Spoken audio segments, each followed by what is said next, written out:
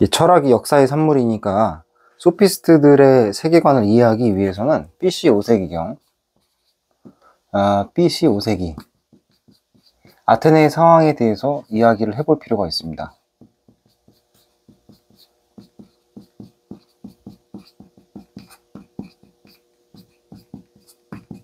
뭐 상황이라고 해도 되고 배경이라고 해도 될 것 같아요. 배경, 백그라운드. 우리가 BC 5세기의 아테네 세계를 우리가 쉽게 말해서 페리클레스의 시대다 라고 이야기를 합니다.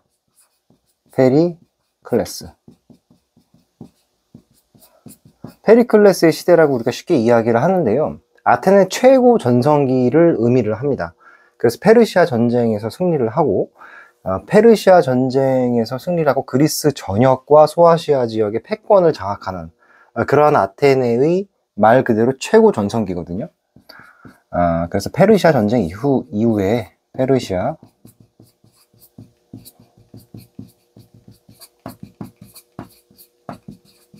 아테네 최고 전성기, 그리스 아테네 최고 전성기.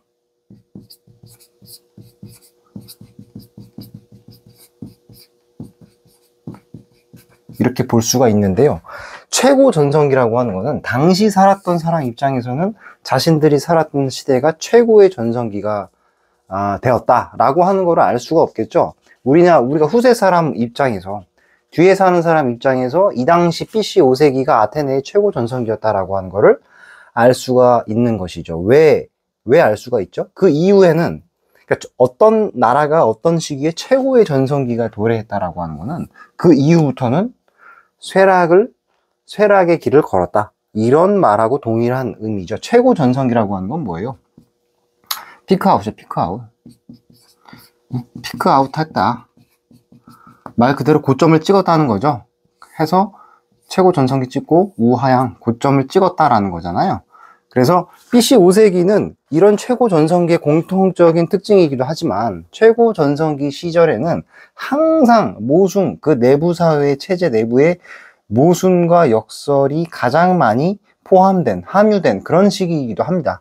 자, 그래서 페리클레스의 전쟁, 그러니까 페리클레스가 페르시아 전쟁 승리 이후의 최전성기의 가장 큰 특징, 아테네, 그리스와 소아시아 지역을 다 제패를 했잖아요. 그러니까 어떤 결과가 나오느냐, 다양한 학문이라든지 다양한 사상 같은 것들이 종합이 됩니다. 다양한 관점, 다양한 문화, 사상, 문물, 사람들이 다 아테네에 종합이 돼요. 다 아테네에 종합이 돼서 이걸 백과사전적 지식이라고 이야기를 합니다. 백과사전.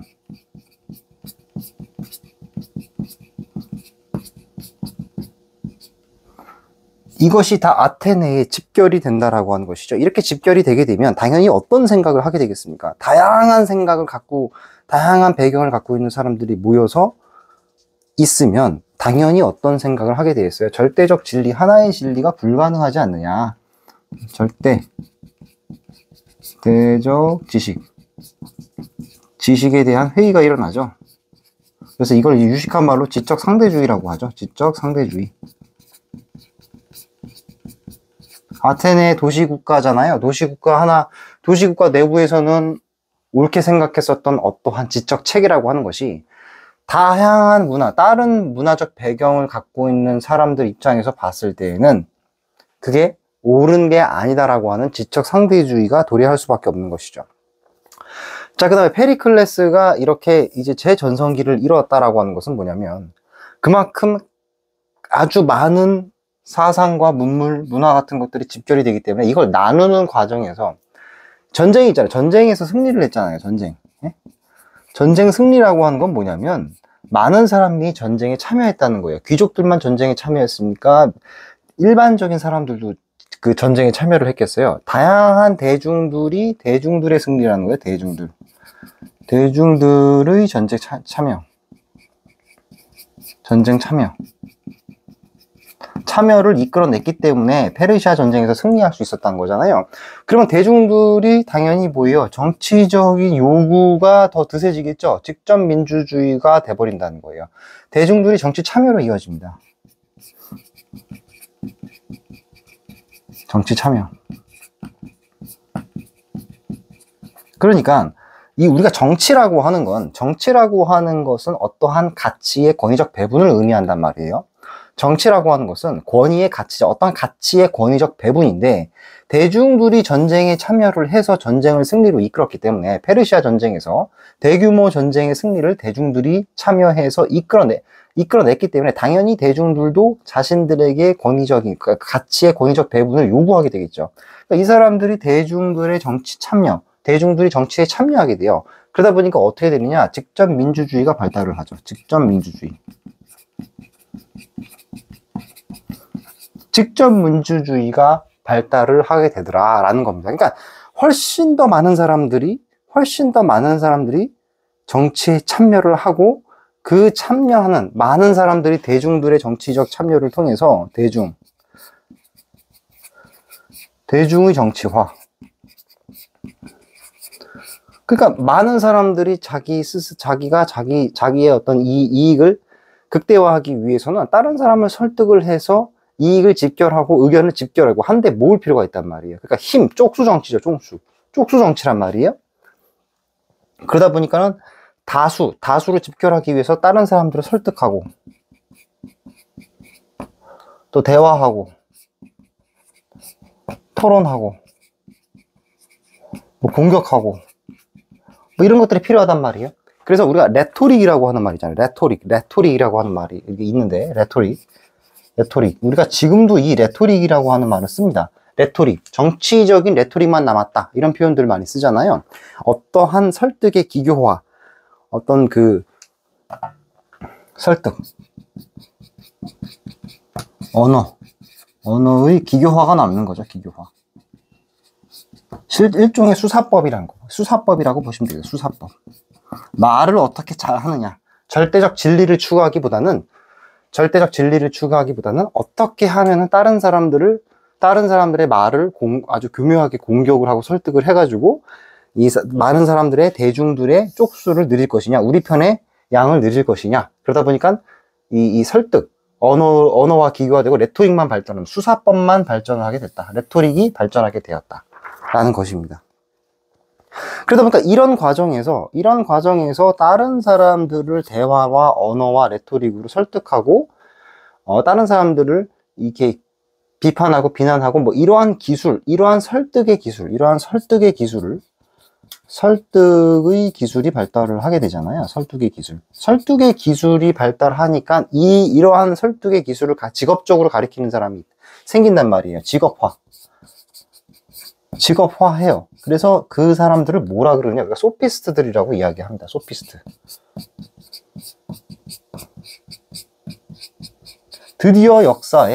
드디어 서양 역사에서 소피스트라고 하는 어떠한 단일한 어떠한 집단이 등장을 하게 되는 것이죠. 그래서 소피스트들의 대표적인 사람이 프로타고라스. 3대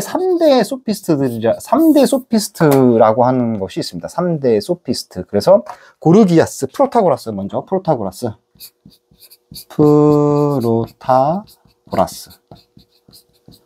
다음에 고르기아스.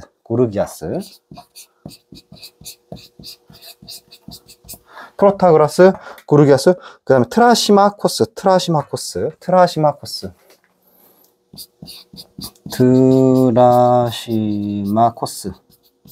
이 사람들이 다 소피스트들입니다. 소피스트들. 그러니까 결국 아테네의 정치, 아테네의 민주 정치의 상황, 배경 맥락이라고 하는 것은 우리가 여기서 알 수 있다시피 소피스트들이 등장을 한 거잖아요. 소피스트들이 등장하게 된 배경이 아테네의 최전성기라는 말이죠. 아테네 최전성기를 배경으로 해서 무엇이 나왔다? 소피스트들이 나왔다. 그래서 소피스트들은 지적 상대론자주의들이었고, 동시에 레토릭을 가르치는 수사법, 변론술, 수사학, 설득, 이런 것들을 가르치는 사람이었단 말이죠. 어떠한 여기서 우리가 알 수 있는 건 어떠한 절대적인 진리, 절대적인 자연의 이치를 탐구하고자 했었던 사람들이 아니라 인간과 인간 사이의 관계, 정치의 문제에 있어서 설득과 기교를 가르치는 사람이었다란 말이죠. 어떠한 차이가 드러나죠. 어떤 차이가 드러나죠? 소피스트들 이전의 사람들은 어떤 우주의 진리, 존재론적 측면을 증명하려고 했었던 사람들이에요. 그러니까 그런 사람들을 소피스트들과 대비시켜서 우리는 어떠한 명명을 합니다. 어떤 명명을 해요. 그걸 뭐라 그러냐? 자연주의 철학자들이다. 자연주의 철학자들이라고 이야기를 해요. 그러니까 소피스트들 이전에는 자연주의 철학자들이었어요. 자연주의 철학자. 쉽게 말하면 자연철학자라고 이야기하죠. 자연철학자. 자연철학이라고 하는 말은 뭐냐? 인간의 문제보다는 우주의 문제, 존재의 문제, 우주 이치의 문제, 우주 생성의 문제, 이런 문제에 침착했었던 그런 사람들을 우리가 자연주의 철학자라고 이야기를 하는데, BC 5세기에 이르게 되면 이제 이 자연주의 철학자들을 우리가 앞에서 쭉 공부했다시피 어떠한 정형화된 어떠한 어떤 진리, 체계가 만들어지지 않잖아요. 그쵸? 사람마다 다 자연의 이치라든지 이런 것들. 이게 나중에 19세기, 18세기 지적혁명을 통해서 과학이 발달하기 전까지는 이제 자연주의 철학자들의 시대는 끝난 겁니다. 자연주의 철학자들이 과학이 발전할 때까지 이제 기다려야 돼요. 자연주의 철학자들의 시대, 존재론적 어떤 질문의 시대는 어떻게 보면 여기서 끝이 난 거고, 이제는 BC 5세기 최전성기예요. 야, 이제는 자연이 어떻고 우주가 어떻고 이런 거 따지기 전에 당장 지적 전쟁에서 승리해가지고 우리가 어떻게 살아야 될 것이냐, 어떻게 살아야 될 것이고, 어떻게 이 가치를 권위적으로 배분할 것이고, 어떻게 사람과 사람 사이의 갈등, 그리고 다양한 문화와 백그라운드와 다양한 문화적 배경과 사상적 배경을 갖고 있는 사람들끼리의 투쟁을 어떻게 극복해야 될 것이냐라고 하는 인간적인 문제를 고민하기 시작했다는 거예요. 그러니까 자연주의 철학자들의 어떠한 존재론적인 질문들이 인간적인 질문으로 바뀐 거죠. 인간의 문제, 삶의 문제로 내려온 거예요. 그걸 뭐라 그러느냐? 소피스트들의 문제들이다. 소피스트들의 사상이다. 라고 이야기를 하는 거죠. 그래서 결론적으로 자연주의 철학자들의 존재론적 질문이 소피스트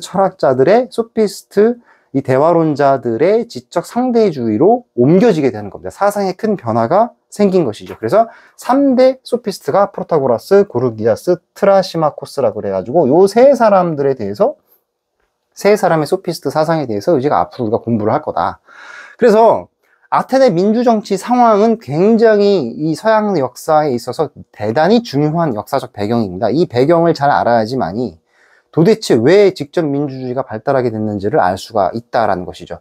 전쟁, 대규모 전쟁, 그 전까지는 폴리스와 폴리스, 도시국가와 도시국가의 전쟁이었어요. 귀족들끼리의 전쟁이었는데, 페르시아라고 하는 중앙 집권적인 체제가, 소아시아 국가가, 아시아 국가가 그리스 폴리스 국가를 침략을 해오면서 이제 귀족만 갖고는 안 됐단 말이에요. 대중들을 동원을 해야지만이 전쟁에서 승리할 수 있었어요.